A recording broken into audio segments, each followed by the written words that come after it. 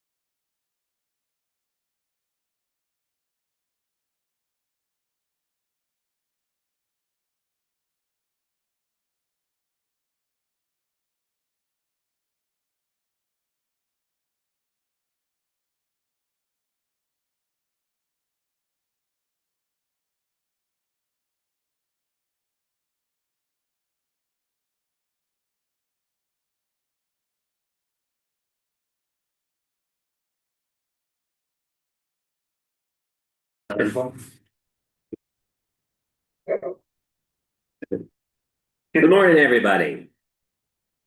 It's Wednesday, March 18th, 2026, 9 o'clock. I'm Bill Candy, Custer County Chairman of the Board of Commissioners. And if you've got a cell phone, dim it, silence it. And pardon, the Board of Commissioners has been through the flu once and twice, back and forth. So we've been trained just like everybody else. So we've had a tough time in the valley. Kids are sick, but the sun's shining and it's getting better. So with that, I'll call this meeting to order and let's stand for the pledge. Please join me in the pledge. Pledge allegiance to the flag of the United States of America and to the republic for which it stands, one nation under God, indivisible with liberty and justice for all. Thank you, Lucas. We join in the invocation. Our Heavenly Father, we thank you for our blessings, and we ask that you please bless this meeting of the Custer County Board of Commissioners. Strengthen us with wisdom, patience, and kindness and goodness, so that as we can solve all the perplexities, problems, and choices that come before us today. We ask for your blessing and love for our citizens of this great county. Grant us grace to ask what you would have us do, and the spirit of wisdom to save us from all false choices. As we convene this board to, for, and the service of our Custer County citizens. Amen. Amen. Okay, with that, roll call, Kelly. Commissioner Kanda? Here. Commissioner Beck? Present. Commissioner Vogelsong? Here. County Attorney Dan Slater? Here.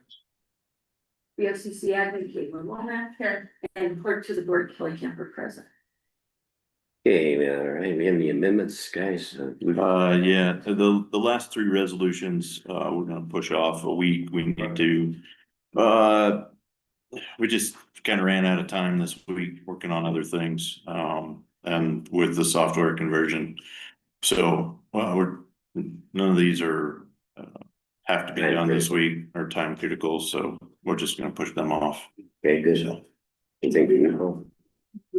No, we're good. Audience introduction. Oh, yeah, get to audience introduction. I'm gonna get the amendment quick. So let's start here. Just your name. Janet Rhodes Library, Thank you. Jennifer Hawkins Library, Brad Parson, resident. James Gilbert. Mary Mallory, Planning Commissioner, Bob Grafton, resident. Elena Crawford, Director of Planning and Zoning, Karen Cardenas, President, Carly. Good. Jim Shackland.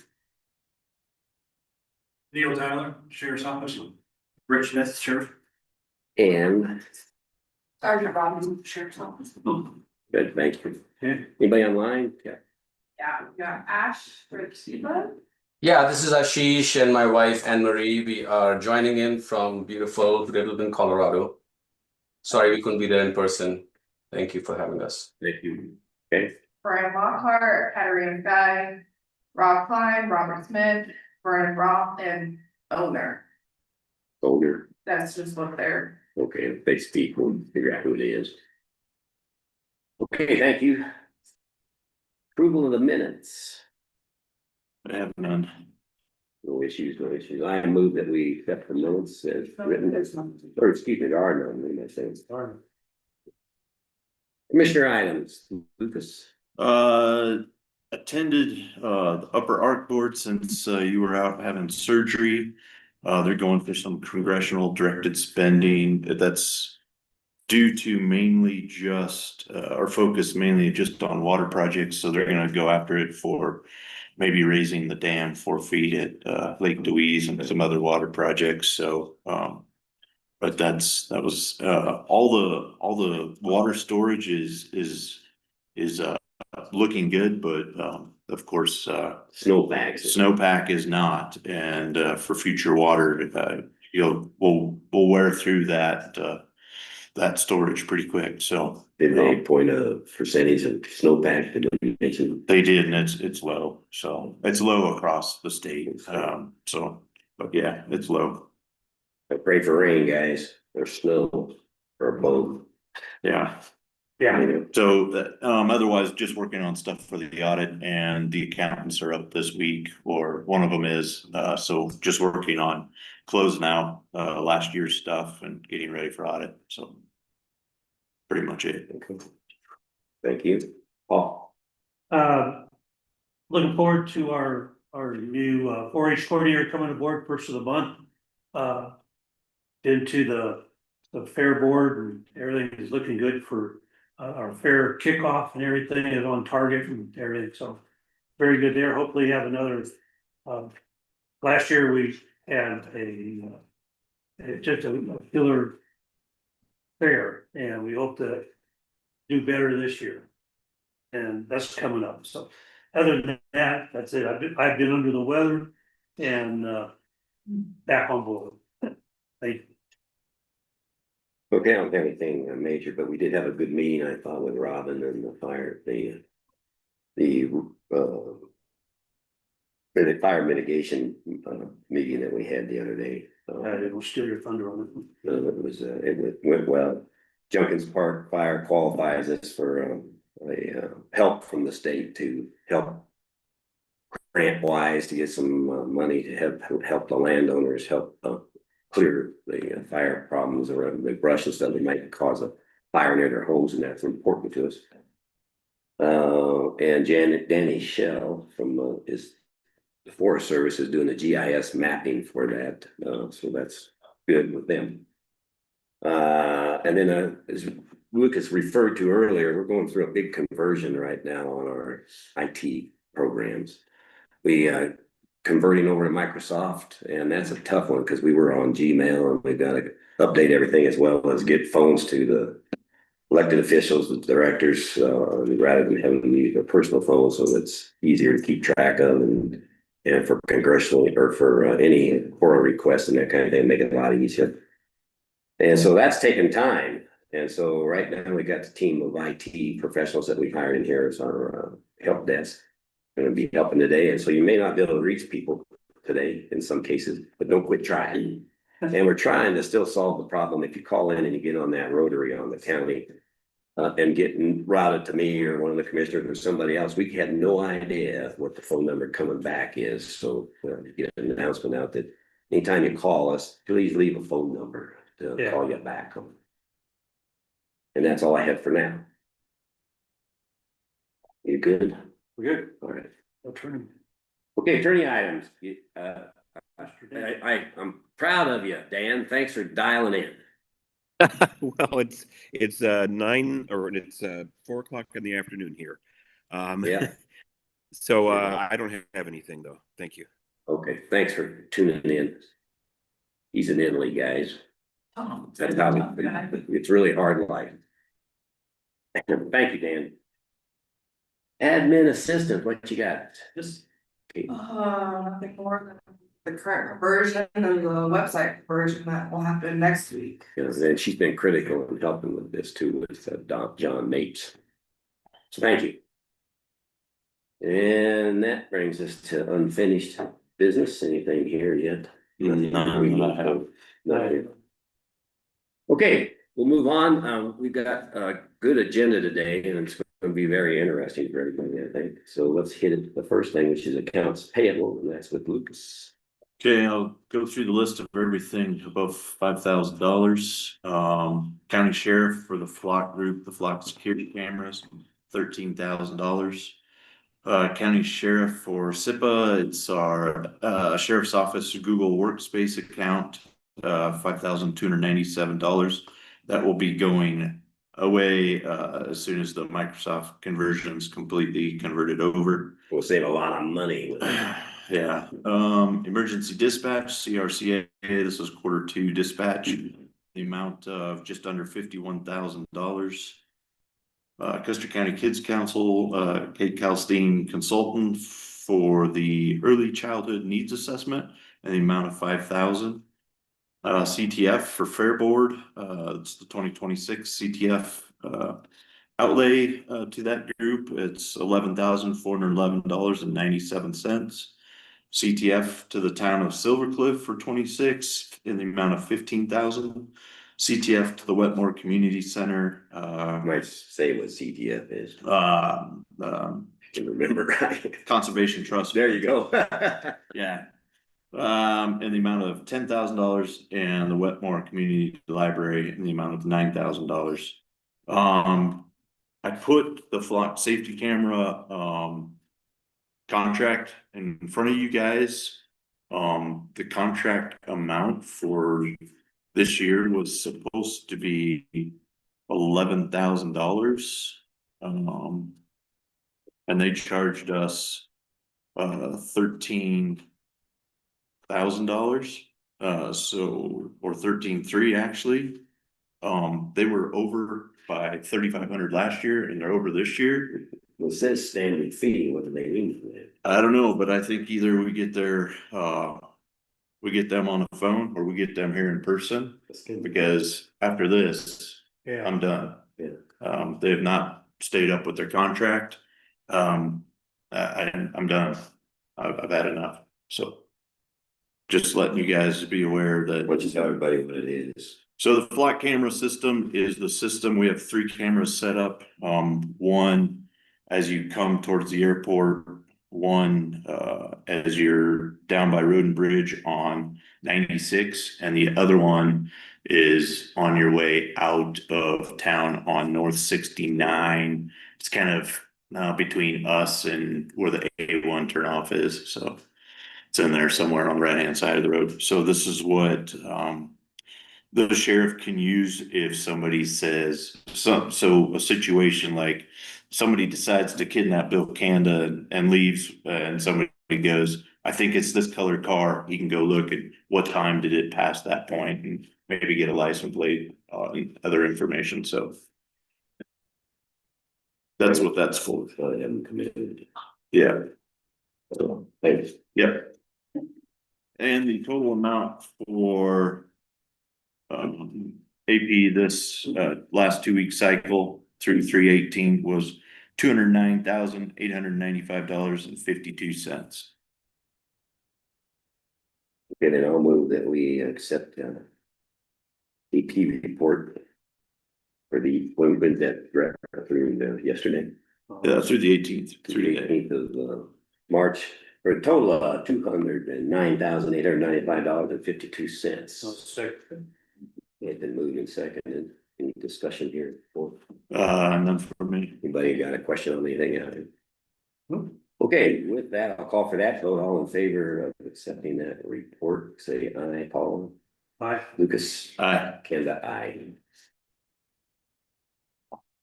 Okay, next, we got the annual West Custer County Library District Report. Go for it. Come on up, and you can use that if you'd like to stand beside it, but project pretty loud. This, the owl right here picks you up right here. This is, we call the owl, but it looks like. We got one wonderful. Yeah, you do. And everybody can hear you then. Yeah, so just a couple things we Who want are to you? Just highlight. introduce yourselves. Jenna Clockins, the collections co-director. And I'm Janet Rhodes, I'm the administrative co-director. Thank you. So just a few things we want to highlight from last year. It's a big year for the library. We continue to grow. And you can see that indicated in our annual visitors from last year, almost up to 50,000 visitors in the year, which if you do the average, you know, we're open Tuesday through Saturday. The average is 150 visitors every single day, which is incredible for a little library in a community of our size. And obviously, you know, we continue to get a lot of new people signing up for library cards. And then the Livy users, you'll see that under our top highlights for last year. That was a new service that we launched in 2025 for e-resources, so ebooks, e-audiobooks, magazines, etc. And we're still working on getting people signed up for that. We had a lot of exciting things we launched last year under those top highlights. Our instrument library, which is in partnership with the High Mountain Hay Fever folks. We now have instruments you can check out, and those come with free lessons, and that's been extremely popular with the community. Our, as we call, library of things, which is everything that's not a book, essentially, sports equipment, camping equipment, those kinds of things. And then the library to go, which Janet will share more about. And then our legal clinic, the virtual legal clinic, which is a state program. It was on hiatus for a couple of years, and we were able to relaunch that in 2025. And it is free legal consultations for our community members, which has been very impactful. So, and then the oral history collection, we have been working on getting that online to increase access for the community. And those are recordings with members of our community. A lot of these are from decades ago, people that are no longer living, telling their stories about moving to the valley and ranching history, and a really wonderful resource for our community. So just a couple other things. You can see our summer reading program participants. We nearly doubled from 2024 to 2025, which is incredible. One of our best programs for youth in the valley. And then our event attendance has gone up nearly 30% over the last 3 years, which is a huge increase. So Can I ask a quick couple questions? absolutely. Real books, you're getting a lot of people reading real books as opposed to electronic stuff, the way now. Electronic People are checking them still- out. Still real books, just I know they because are. it's online. I'm saying, get it and put it in your hands. Yes, it has decreased. People checking out physical books as expected, as more people move to e-resources. But yes, we still have a lot of physical books that get checked out as well. So. And on the legal advice, that's just what it is. It's advice. If they get in depth, they refer them to, how does it work? So that. Yeah, so you can sign up for a 20-minute time slot. As we said, it's completely free, and it is with an attorney who practices in the state of Colorado. And it's just over Zoom, and they can, ask whatever legal question they have. And in that 20 minutes, the attorney offers advice and, possible ways they can move forward with whatever their concern is. And there's no limit. They can sign up 3 months in a row if they feel like they need additional assistance. A lot of audio books going to as well. You said. Yeah. Good. Really great. We got 50,000 hits there. Yeah. Pretty darn good. That's incredible. Yeah. Really is. And there's enough room still to get them. It's getting a little cozy, but. I can see that coming in the future. Thank you very much. Go ahead. I just want to tell you a little more about one of our programs, the Library to Go. Over half of Custer County residents have a library card, but not everybody can actually get to the physical library. So I want to tell you about 2 library users that Library to Go is helping. I'm just going to call them Rob and Susan. So Rob is a longtime Custer County resident who no longer drives after he lost his leg and his sight. Susan has a neurological disorder and she's confined to a wheelchair. Both of them are bright, interested, motivated people, and not ready to molder away at all, but they have difficulty getting to the library. So we created Library to Go for them and people like them. Thanks to a partnership with Rotary Van, Rob has been able to regularly attend classes and programs at the library. Great. Plus, he's been able to get tech help from sighted library staff and the Tech Cafe to access his tax records that are online and use his tax program. Susan is a really extroverted person who just still feels kind of lonely and isolated because it's so difficult for her to get out of the house. She's been getting a twice monthly delivery of books that are tailored to her taste, delivered right to her home. And as a bonus, she gets a regular conversation with someone. So loneliness and isolation are real problems in rural areas.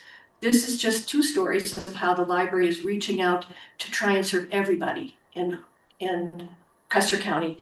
We try to create access, connection, and community for everyone. Any other questions? Anybody have any questions? How's the telehealth booth? The booth gets used pretty regularly. The telehealth kits, a lot of times it's because people need the hotspot and the computer. It may or may not be for actual telehealth. So they're still available and they still go out pretty regularly. Does it take your blood pressure? They do. There's a blood pressure monitor in there. There's a thermometer in there. Heart rates and all that. Yeah. Mm-hmm. That's great. Any questions? Public? Anything online? That's very good. Is that all of it? That's all of it for today. I mean, we could talk your ears off. We Well, have other I'm gonna stop by. We've got other things. I need to do that. I know. Thank you. Thank you very much. Good job. Thank you. Okay.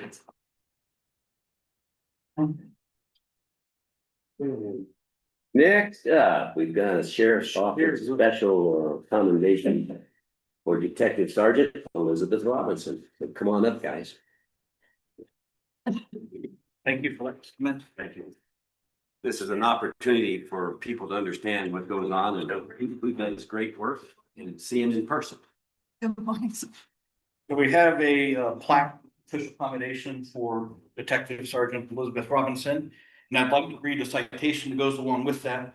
On November 19th, an unspeakable tragedy struck our small mountain community when evil took the form of a horrific act of violence. In a matter of moments, 4 neighbors were gunned down, 3 lives were lost, and 1 was saved through the courageous and selfless actions of the sheriff and coroner and their deputies. Within minutes of the rescue, the Custer County Sheriff's Office launched a nationwide manhunt that led to the capture of the suspect within 25 hours near Albuquerque, New Mexico. In the weeks and months that followed, and I believe we're just right at 28 months for the case, Detective Sergeant Elizabeth Robinson demonstrated outstanding leadership, perseverance, and skills. And over the next 90 days, she worked tirelessly to collect, organize, and analyze critical incidents, evidence, ensuring that it was meticulously documented and submitted to the state's e-discovery system, even before the suspect's formal extradition and charging. And one thing the suspect did that helped us in the case is he refused extradition back. So that gives us a 90-day period. So she was able to get all the sheriff's evidence uploaded before he was even officially charged with the crime. For the next 27 months, through continual investigation and despite the turnover of 6 different prosecuting attorneys, Detective Sergeant Robinson remained steadfast, the steadfast foundation of the case. Her unmatched attention to detail, unwavering professionalism, and deep understanding of the evidence guided each new prosecutor and ensured the integrity of the investigation from beginning to end. Her dedication culminated in a successful prosecution, with the jury returning guilty verdicts on all counts after only 2 hours of deliberation. The offender received the maximum possible sentence. In recognition of her extraordinary commitment, steadfast service, and exemplary professionalism throughout this 27-month pursuit of justice, Detective Sergeant Elizabeth Robinson is hereby awarded this official commendation by the Custer County Sheriff's Office. Thank you very much. Great. Look at the camera this morning. Thank you, guys. Hey, Sheriff.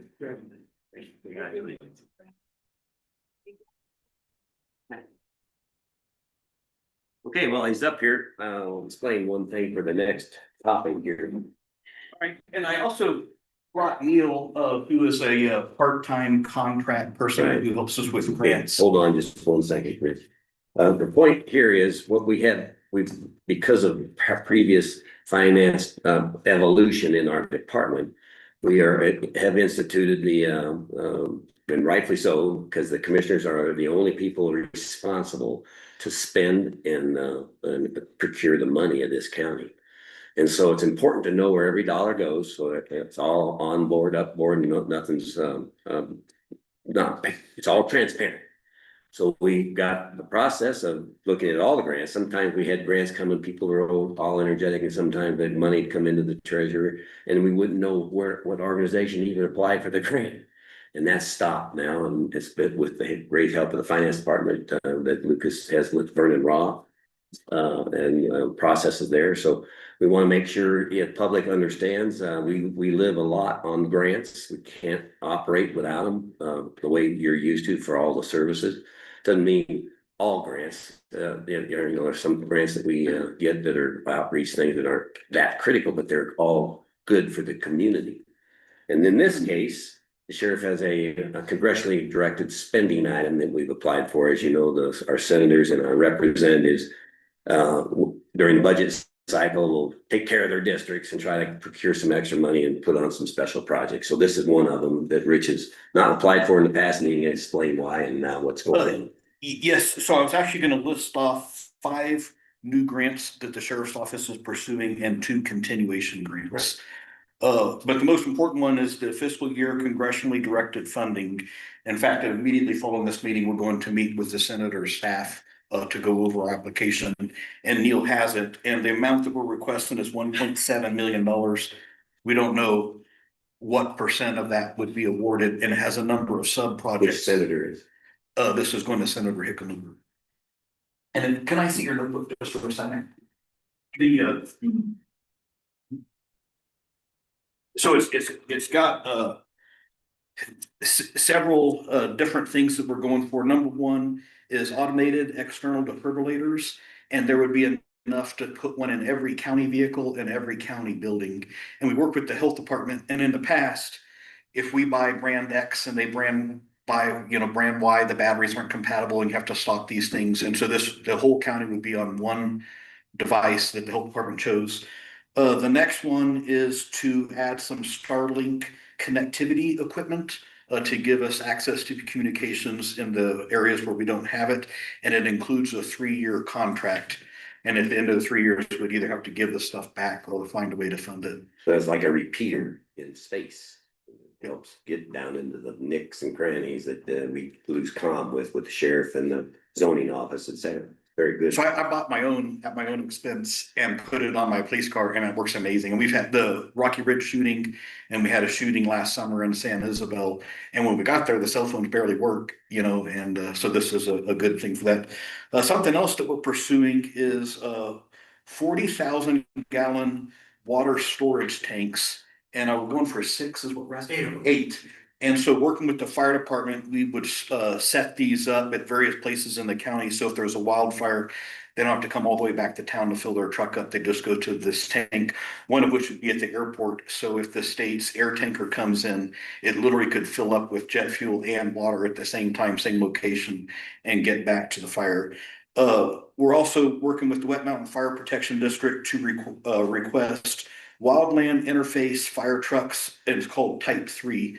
And so it's like bigger than a Ford F-450 truck, but it's still, it can go like off-road and stuff in the areas where we need to get to do. 4-wheel drive.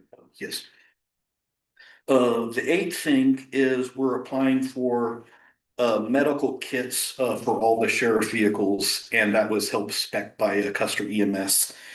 And then the last thing we're looking at is called Vertra Systems. And the state legislature passed a law that will require us next year to do simulator shooting. And so it's a decision thing, and there's a person running it on computer, and you walk into a scenario, and if you give the suspect verbal commands and they obey you, the scenario goes good. But if you don't do it right, it goes bad, and you end up having to make a decision to shoot. And so the system's very expensive, and as it sits now, we would have to pay to send our guys to Colorado Springs to get trained several times a year, including the posse. And then the last thing is we got a community support letter signed by all the elected officials, the fire departments, the ambulance, and whatnot. But if you have technical questions, I have for that. The next grant we're going for that's new, and these are the next 2 grants are from CDOT, and we haven't used them in the past. The first grant is for $3,000. The deadline is March 27th, and it would pay overtime for deputies to do click it or ticket enforcement during certain periods of the year. And they usually pick travel weekends like Memorial Day and Labor Day when a lot of people are traveling, and also the fatal crash count goes up. We're also going for DUI enforcement. Same grant expires on March 27th. And that one includes overtime for the deputies who are enforcing DUI and the time it takes. But also includes marketing materials like banners we could hang up on busy weekends that encourage people not to drink and drive. What was the amount of that? I'm sorry. The DUI one. How much? So the amount we're requesting is $40,260. But we don't know if they'll give us 1% or who knows what. But the guy who's in charge of the CDOT grants has been very helpful getting us on board. He's actually coming out here for a meeting with us. The next 2 grants are going to POST. That's the state Colorado Peace Officers Standard and Test Training, and they're the ones who certify police officers. And so this first grant is due March 27th, and the amount would be $9,508. And that provides training, tuition, travel, and lodging and course fees for 3 command leadership type classes. And the class would be in Colorado Springs, I believe. Is it in Colorado Springs or? They bounce them all. Okay. And so like the potentially new undersheriff would go to these classes, and POST would pay for. The only thing we have to pay for is their meals, and it's a 3-week-long class. The next grant, also from POST, is a small agency and rural agency scholarship fund And we anticipate hiring 2 new deputies this year just with routine turnover. And one of the deputies would be Justin Robinson, who's been helping us on our emergency management. And so we are requesting $19,458 to pay his tuition to go to the police academy in Pueblo. And we'd have enough money to send a second person. Okay, could you hold there just for a second, because it brings up a point everybody needs to understand. When we get people on grant money and we don't have a grant next year, that means that fund, that becomes unfunded. Unless there's other ways to backfill it. So everybody that's hired on that understands that, and then of course it would be a big loss if it doesn't fund it. But in fact, what we hope for is we grow and perhaps even the tax base that we have begins to support the additional people. So we've been lucky in the past, a lot of that's happened, and unfortunately also we've had to dismiss some people. Right. And so we are fortunate right now because the average deputy at our sheriff's office has 17 years of experience. And that's unheard of in southern Colorado. And we remain full staffed, which is also unheard of. Many of the agencies, even just in neighboring counties, are struggling to meet some very And a minimal. lot of that is because they love living here, and that's part of the pay and the fact, it's how they look at it. They're really lucky. I would rather work here than Pueblo. Yeah, I don't want you. Yeah. But they do pay more. And then the 6th grant, this is a continuation grant. And so the sheriff's office is required by statute to provide a court security bailiff. And so we've applied for this many years in the past and they funded it. And so that's the primary purpose. However, in the past, we've also asked for things like paying for the metal detector a number of years ago.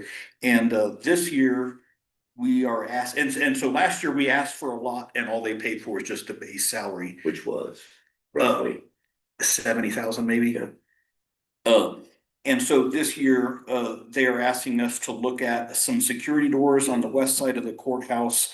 And also apparently the roof is leaking over the courthouse, so we're asking for money to repair the roof leak. And the total ask is $183,500. And we've asked big in years past and they sometimes they adjust it. They do, based on the funding they have. And we will, and that's part of our process too, so everybody knows, we know what they are, and when they come in, we know what the actual money is, so we can manage to it. And then the last grant is a continuation also called the Burn Memorial Assistance Grant. And we've been successful in the past years for a variety of subjects. And this year, we're also going for that simulator. And so it might come in on the congressional thing or it might come on, we wouldn't get to obviously. But the total cost for the simulator, if we wanted to do it in-house, is $482,000. And our goal would be that we would set that up here in Custer County, and then we would be the service provider that the surrounding agencies would come to and pay to do training. And we have some incredibly gifted firearms instructors. Steve Kennedy, one of them, a 30-year cop who survived 8 shootings. And so this would just help our deputies and possibly get the best training and it'd be in-house. And then the last grant is called LEAF.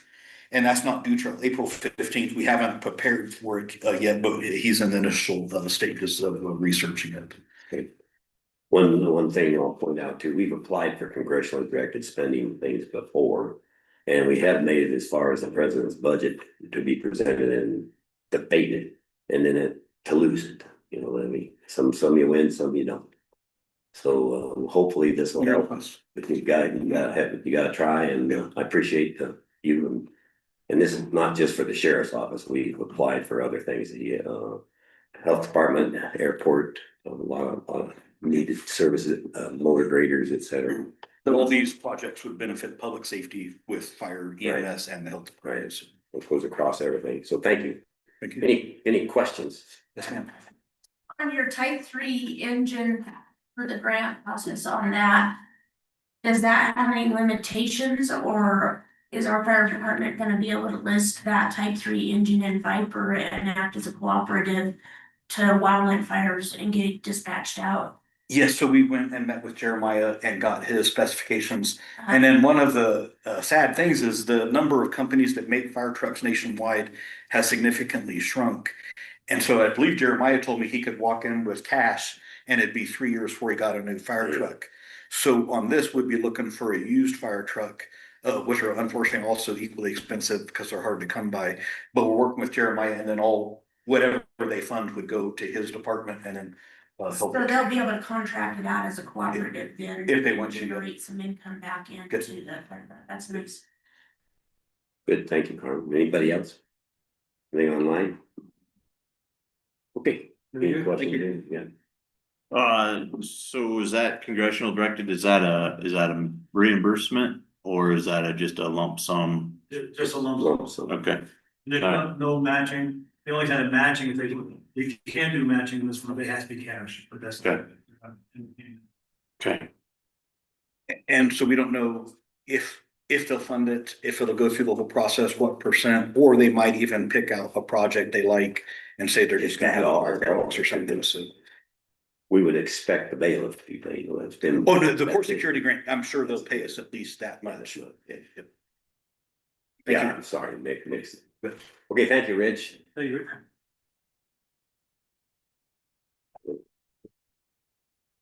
Okay, next out of the chute, we've got Sierra Vista short-term rental. Yep. For the state, the land. Thank you. Then we'll go from there. What's going on? Arms.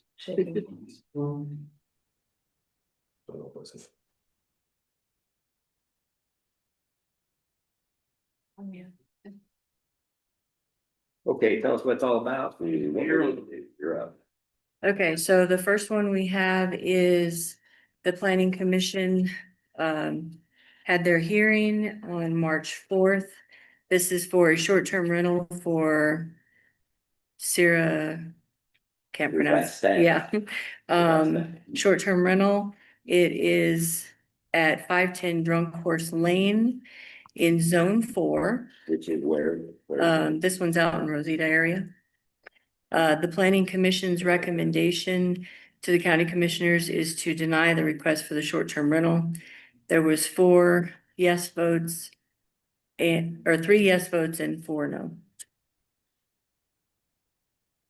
Okay, so we need to hear and the owner is contesting that. Okay, Right, I think he's online. yes. And he missed the first one, so we need to hear from him, and then we need to hear from the board, whoever's here.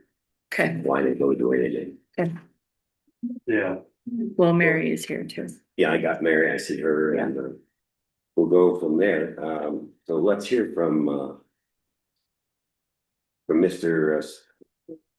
Srivastava. Vastava, thank you. That was very good. And can you all hear me okay? Yes.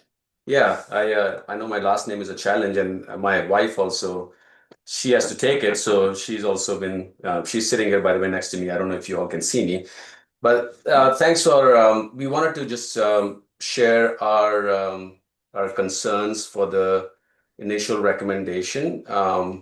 We did have an opportunity to submit a letter in writing. Not sure if you all had a chance to review it, but I would like to just highlight a few points. First of all, I just wanted to say that the cabin that we have in Antelope Valley on Drunk Horse Way is a beautiful cabin. We love being there. It's a great community. We love the views, and we get there every chance we get. Unfortunately, our kids are, or fortunately, growing, and they are getting to college age, so we're not able to use it, which is why we want to use it for a short-term rental. The initial hearing did have a narrow, sort of as it pointed out, 4-3. It should be noted that the chair of the Planning Commission also voted in favor of approving it. And the main concern that was raised was around fire safety, fire hazard, if the meeting minutes would probably indicate that. So, obviously we care very much about that risk, and we don't want to do anything that would create, any long-term risk for that community, or for that matter, any community. So we took the opportunity to ask one of the local fire experts who's actually present in the audience today. His name is Brad Farson. He's a local firefighter. I asked him to go out there, just take an assessment and share with me what he thought. He felt that the fire risk, was not a valid reason. he shared with me that, and he had some pictures that he shared with me that the cabin actually has a pretty good fire break, and it is surrounded by concrete. So in his expert opinion, he didn't see that there was any risk to the community or the cabin. Now, having said that, we want to be good citizens. If the county feels like there has to be some risk mitigation that needs to be done, like there's a fire pit there that was raised a concern, we are more than happy to engage Brad to go and do whatever risk mitigation is required so that there's extra precaution taken. So that was the primary concern that was raised, which we are happy to address. The second concern that was raised was that the cabin sits on a cul-de-sac. It's a mile long cul-de-sac. Obviously we can't change that, but we also felt that, that's not a short-term rental risk. That's a risk for anybody who lives there, whether it's short-term, long-term, or permanent. And, that would set a precedence for any future short-term rentals too. So we were hoping that we would be able to share these concerns with you and be able to at least have an opportunity to do some mitigation. But Brad is in the audience. If people have questions for his opinion, he's more than happy to answer, or I am as well. And I don't want to take too much more of your time. Just wanted to say thanks for having us and allowing us to speak. And Marie, do you have anything to say? Or No, I just, thank you for the opportunity to reconsider. That's it. Okay, any questions here from anybody on what he just said? Just if there's any thoughts on it for us to hear. Thanks.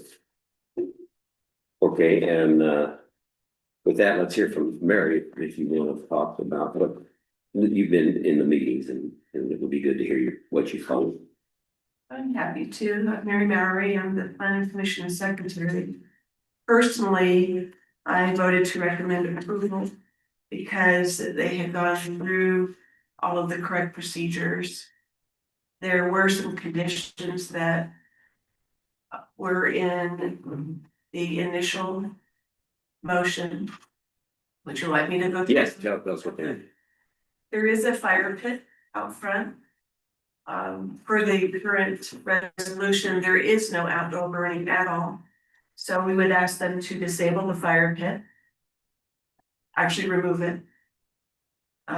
There's also a pile of worked wood, which is right next to the cabin, which is a tripping hazard and potentially fire as well. The boundaries are not marked. Per the resolution, the boundaries have to be marked, and the marking should be stated in their house rules. And there is a bunch of what looks like mitigation work on the property. There's a lot of downed wood, a lot of brush. We did consider that a fire hazard on the property. It wasn't there, not a break or anything like that. It's just the property itself with low-lying brush is a fire hazard. Okay. That brings up a quick question, Delana. Residents have the same problem, and they are smart, they'll mitigate that. And in our rules and regulations, don't we have a requirement that they know the fire, the phone numbers, they know that fire pits have to be closed or during high risk areas times. Are they able to understand that it is I'm talking about a renter that comes in, has a checklist there, and it's briefed when they get it by the owner, by the rules that here's what you do, here's what you call, and you. Yes, they do have house rules with emergency contact numbers for fire, police. All of that is on displayed in their short-term rental. And my only point there is a lot of homes in this valley haven't got a clue because they just don't pay attention until there is a fire, and then it's too bad. But we're doing our best, like we said, with this mitigation stuff with the grants and stuff.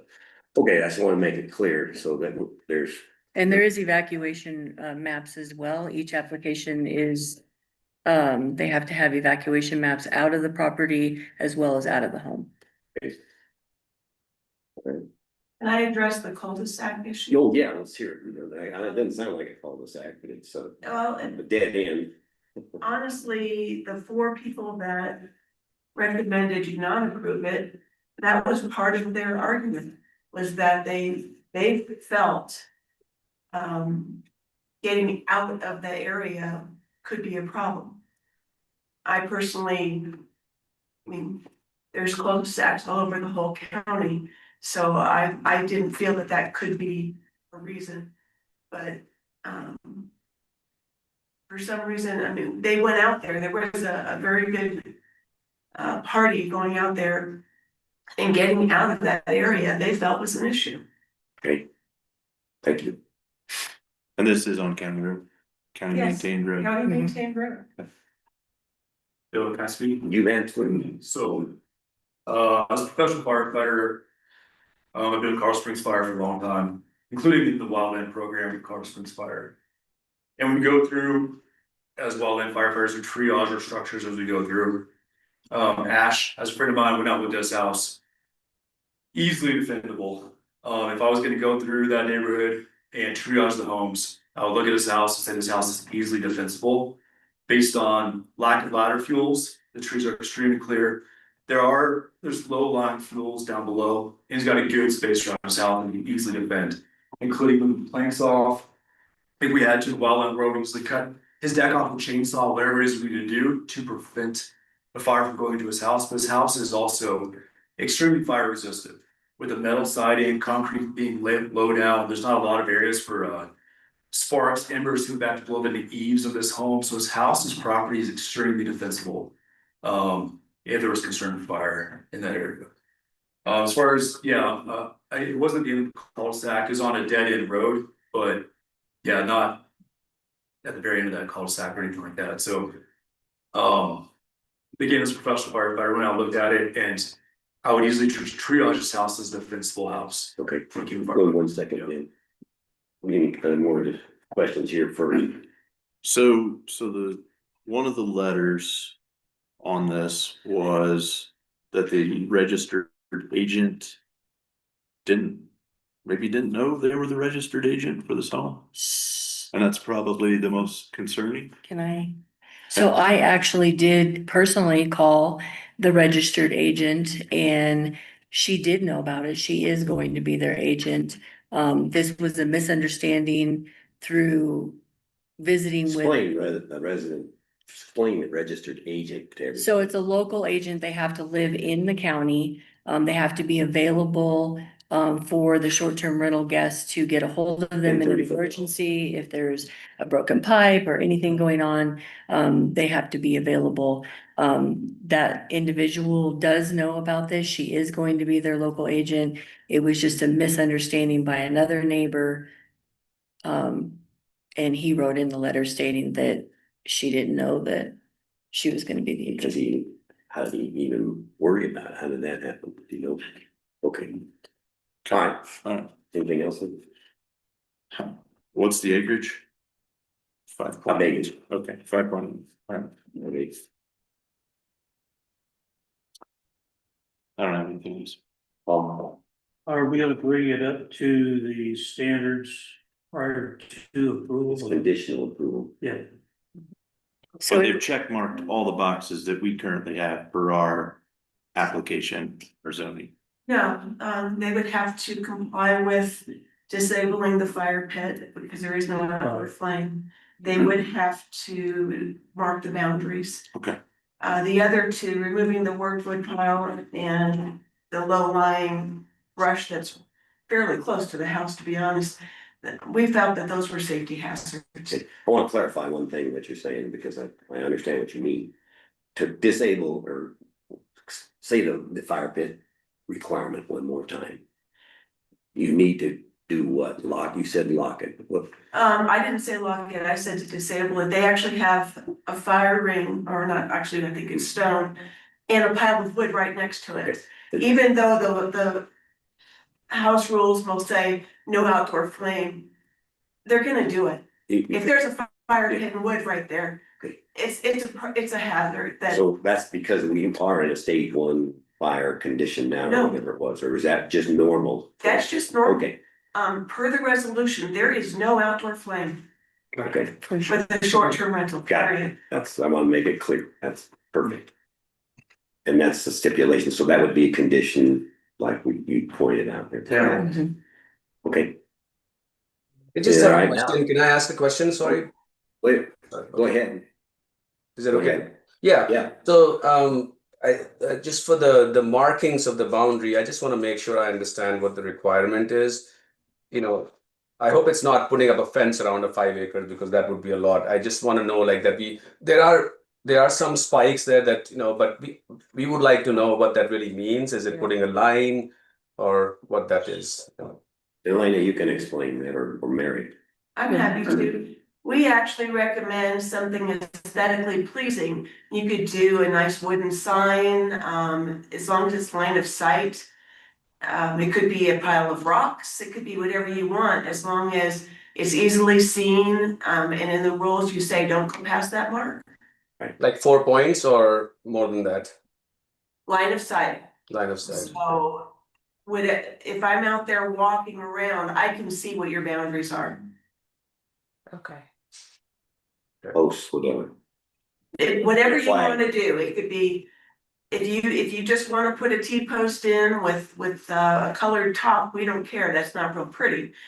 But as long as people can tell where the boundaries are. Okay, all right. Okay. We can. Okay. Okay, I'm an associate member of the planning commission, so I don't have a vote. But just to speak to the nay votes, I was a little bit disappointed in that the nay votes were based upon issues that are not part of the zoning resolution.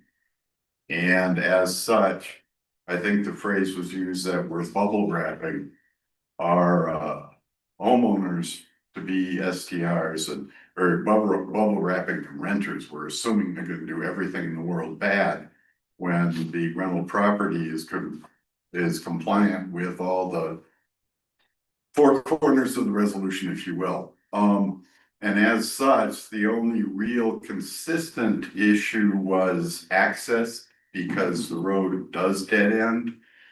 Using that as a reason, then we wouldn't allow building on dead end roads either. So to me, that does not make sense. But again, I did not have a vote. I merely had a discussion role. And the only other thing is there is very clearly a neighbor who did not want it because he had a very bad experience with a short-term rental that was not licensed, not legal. In that area somewhere, even.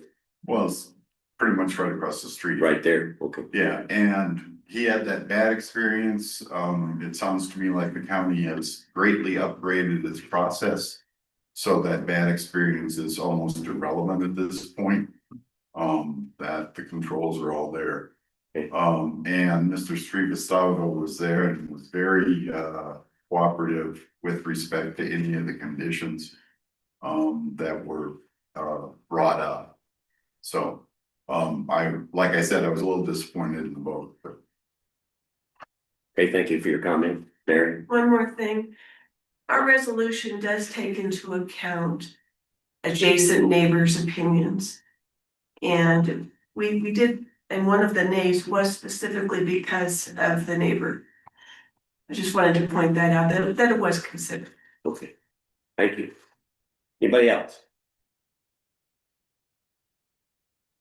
Okay, hearing none, Yes, I'll call. hi, my name is ahead. Katerina. Katerina, go And ahead.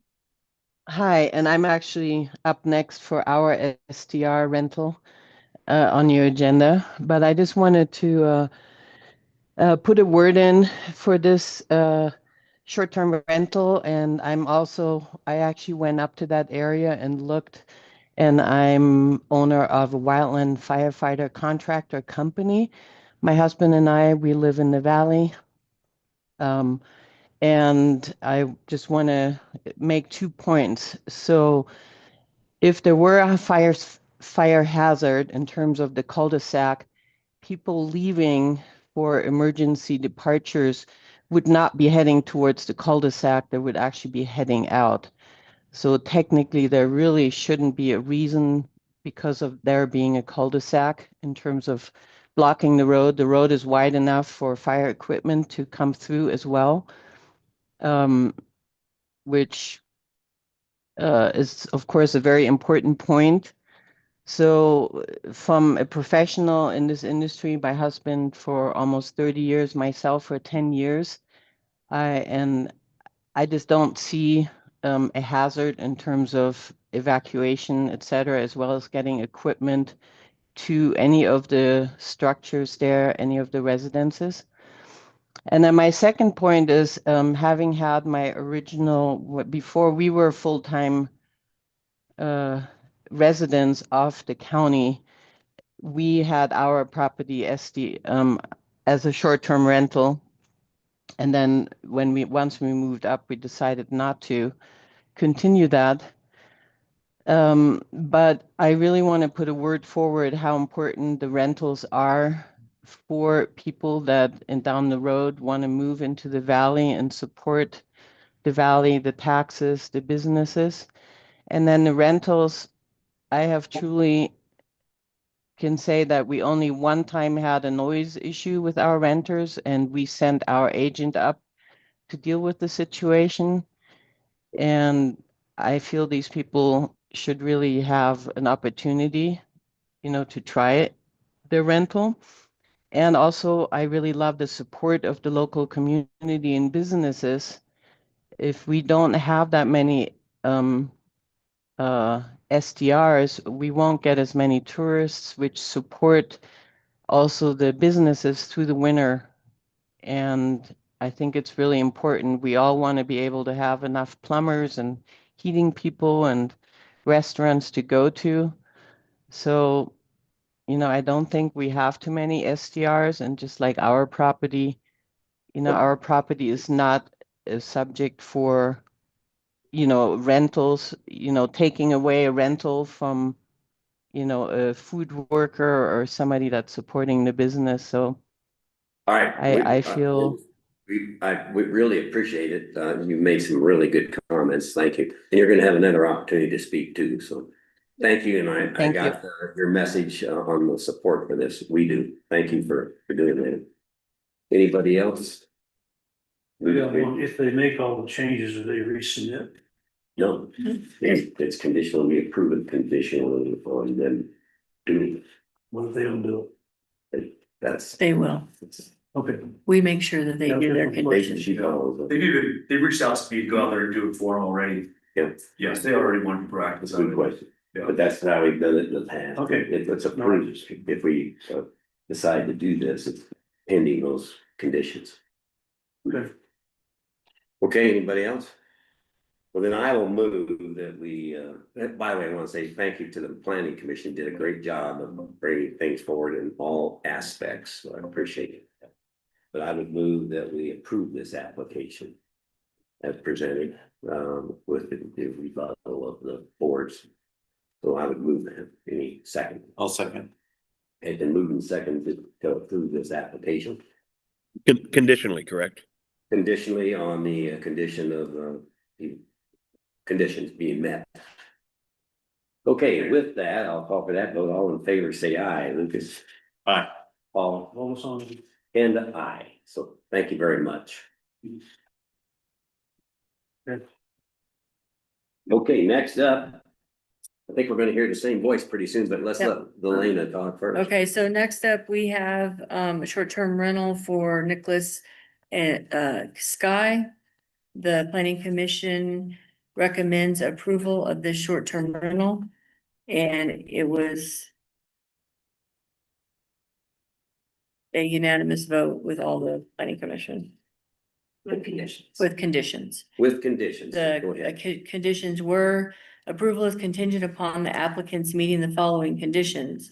The fire pit must be locked. Extension cords hanging in the trees must be removed. And the accessory structures must be locked. Accessory structures must be locked. The sheds that they have on the property. And we'll let Mary explain. when we went out there, we noticed some accessory buildings that could potentially be used as other sleeping quarters. And so they subsequently removed the mattress that was in there, but we recommended that they go ahead and lock those buildings. Okay, Okay. how big are they? Are they 8x8s? How big? No, they were bigger than 8x8. They were accessory buildings. I don't know, their size. Like 240. 240 square foot. I think they're like 240. Side by side matching tough sheds, one is a storage shed and the other is a home office. Okay, so is it not being used now by the owner, whoever? It's used as a home office and the others, the one that sits next to the storage. So that's okay for the owner to do that, you just gotta lock it. Yeah. Okay, got it, makes sense. The fire pit is nice. They're not gonna remove it. They have a way of actually making it unusable. Put a lid on.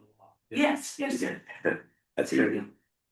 And that way, if they ever move into it personally, they can open it up. Yeah. Okay, any other discussion here? Good question. Anybody else, anybody online with a question? Hey, I have a motion. I move we go along with the recommendation and approve this short-term rent with condition. I'll second. Okay, with that, any other points? Anybody? Last chance. I'll call for that vote. All in favor of this approval, say aye. Lucas? Aye. Kanda, aye. Paul? Go for it. For two, Delaney, you got another one? I do. Tenth. 16 or even. Okay, so the last one we have is a short-term rental for Safford and Grafton. This one is on Highway 69 North. And the planning commission recommends approval. There was 6 yeses and 1 nay. Okay, Mary. Me again, huh? And there was, oh, hold on one second, Mary. And there was conditions for this one as well. They needed boundary markers that were clearly visible. They hadn't listed a local agent. They were planning on just doing it through Zoom and being their own local agent. But they have contacted someone to be their local agent and asked them it's an agency. No open flames are permitted, written on their house rules. And then they had a tall outside propane heater and we told them that that needed to be removed. If I'm familiar where it is, not a lot of tree. Brush. You know, it's nice. It was. It's not, I didn't think it was a fire hazard. No, not at all. They had it mitigated. Is It that one of was, those ones that have the big lid on it and has the bottle underneath it? Is that what we're Oh, talking? that's the honey heater? Yes, that was a big propane heater. Yeah. What was the third one? no open flames are permitted, written on house rules. That is actually required in the resolution at this time, and it just wasn't in the house rules This yet. is one enforced. We'll put it on the. Okay, Yeah, all of the conditions were complied with the resolution. There was, now it's been complied with. say that again. You said that all that will be complied with. What did you just say?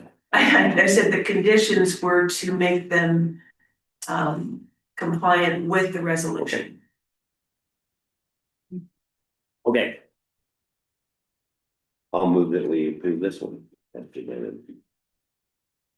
With conditions. Great. I'll second that. Okay, any other questions? You think we were this? Okay, hearing none, I'll call for that vote. All in favor, say aye. Paul. Aye. Lucas. Aye. And aye. Thank you. Very good. Thank you, Julie. Yep.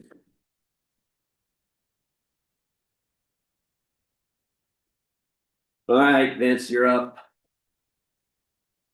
Yes.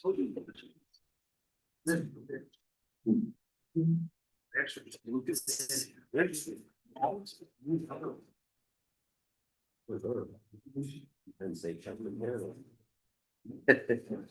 Those are dirty. Yeah, if I, the worst she's that. Yeah. All right, Vince, what do you have here? Well, this is a request from you commissioners to see if I can give the guys out of cycle pay raise. And I went through the steps requested by the commissioners. I went through HR. And then I went through finance, and finance ran my numbers to make sure that I'd have enough money left for the pay raises. So currently, when you guys approved the 2026 budget was $894,516 for 2026.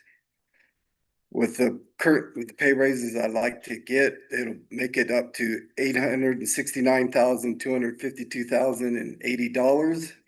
With a balance at the end of the year of $25,263.20. So in other words, you can do it within your budget. Yes. Okay. And position raises are, this is for public, just, you have 11 full-time equipment operators, you got 1 part-time equipment operator, and you got 2 full-time mechanics. Correct. And you're good with that for the rest of this year? Yes, none of the raises will affect management.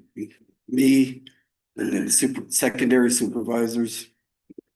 And this allows all our equipment to be operated full-time as much as we can, and I'm mentioning this for public because we've got enough roads to grade all the way to Albuquerque and back with these guys, and pay raises for them.